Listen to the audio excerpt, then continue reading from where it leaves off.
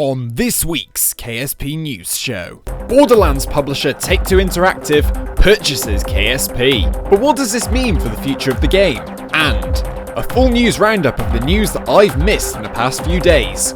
All that and more on this week's KSP News Show.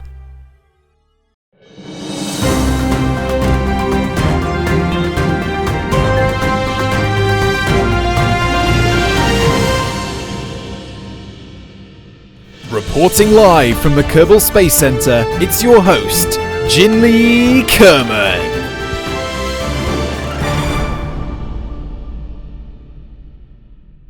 Good morning, evening, and afternoon, my fellow Kerbonauts. My name is Jinli Kerman, and welcome back to the KSP News Show. And in this KSP News Show, we have something very important with regards to Kerbal Space Program and its future potentially, because Kerbal Space Program has been acquired by TakeTwo Interactive. Yes, that is right, the publisher of the Borderlands and BioShock franchises now has KSP to add to its esteemed lineup, if you will. In a statement posted on the KSP dev blog yesterday, Squad stated, "Hello everyone, we have very exciting news to share with the KSP community today.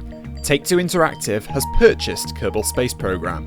The important thing to know is that this big news doesn't change much for the KSP community. Squad and the current development team are still here and we're hard at work on KSP and its future updates. But now we are fortunate enough to do so with the help of an experienced publisher like Take-Two, and we couldn't be more excited and happy to see where our conjoint collaboration will take KSP forward. Right now we're still focused on the Kerbal Space Program Making History expansion, and we'll continue to keep you updated on our progress. And yes, we're keeping our promise of free DLC for everyone who purchased KSP through April 2013. We're continuing to work closely with Blitworks on the updated version of KSP for consoles, which will be available on Xbox and PSN digital stores when it is complete. This will be a free update for anyone who already owns KSP on the Xbox or PS4. We can't wait for you to play what we've been working on in the coming months. This is a very exciting time for KSP and the community, and we hope you've been as thrilled as we are. The team at Take-Two are big fans of KSP, who have been persistently knocking on our door trying to work with us for a long time. They share your passion for the game, and we're really eager to see what Squad and Take-Two can do together for Kerbal Space Program moving forward. Happy launchings, the KSP development team. Take-Two also released a statement on the acquisition, this coming from Polygon. "We have been impressed with Kerbal Space Program since its launch, and we are committed to grow this unique experience while continuing to support its passionate community," said Michael Warres, probably butchered that name, SVP, Head of Corporate Development and Independent Publishing at Take-Two.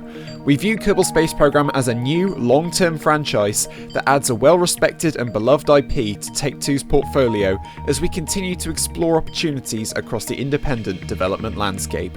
Now, from a personal point of view, I'm not really sure what to make of this yet. I haven't really got enough information to sort of make a judged opinion on it.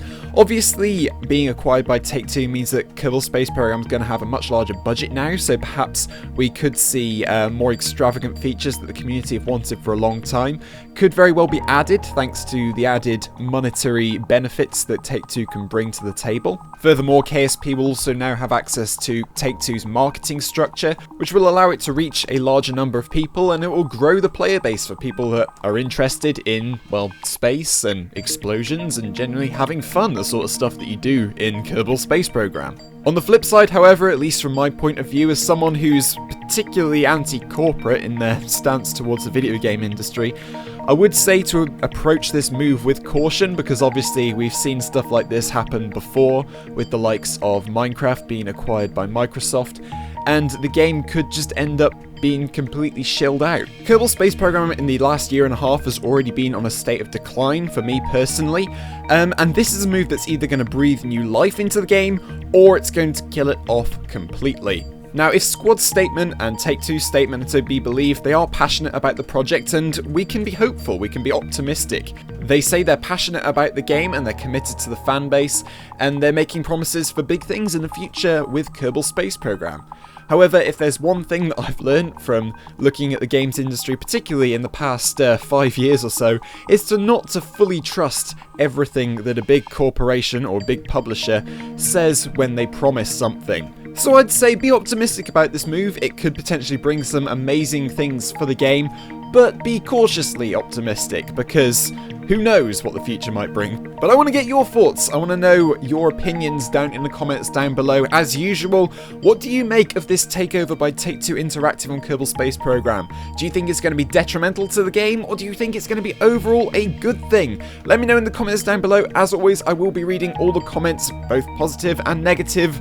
Leave your thoughts. Let me know what you think. Now, due to a lack of time, I have not really made an episode in the past few weeks, so there is a fair amount of backlog that I just want to blast through really quick in terms of news for KSP. As I kind of already hinted to a bit earlier on when talking about the console versions of KSP, Flying Tiger has parted ways with Squad, or rather Squad have parted ways with them, and have been replaced with a new developer, Blitworks. I think it's of many people's opinion, including my own, that Flying Tiger didn't really do a fantastic job with KSP on console. Totally didn't call it, by the way. I mean, you can watch the video that I made a couple of years ago.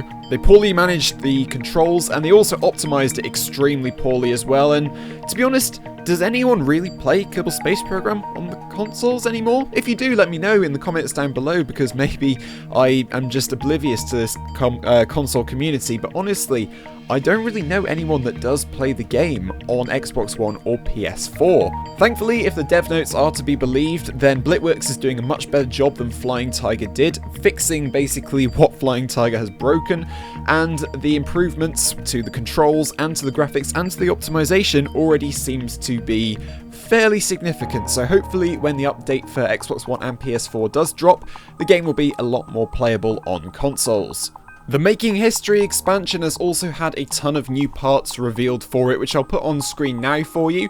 This first one is the new 5-meter stack decoupler for the larger parts that will be coming in. They apparently have hollow colliders, so that means you could make a hyperloop or something like that out of them, or just make a giant hula hoop for your Kerbals, but either way, it's going to be pretty fun to have.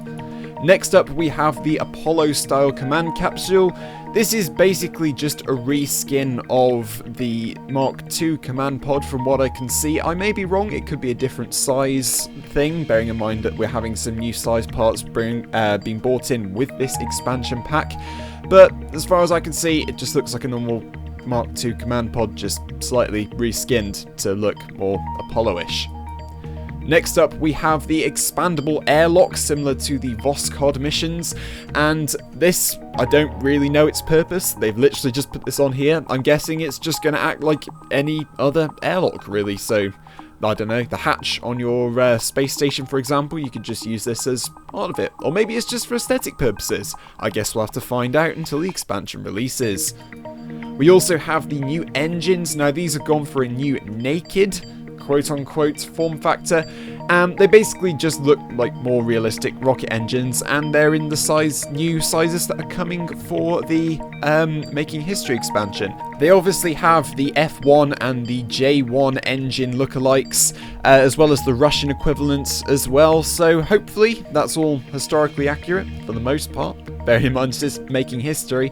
They do look very, very cool, don't get me wrong. Personally, I think they're a little bit overcomplicated, bearing in mind Kerbal Space Program, but I still think they look very, very cool, and if you're going for a historically accurate spacecraft, then yeah, I think they look pretty damn awesome. In fact, most of these parts do look very, very cool indeed.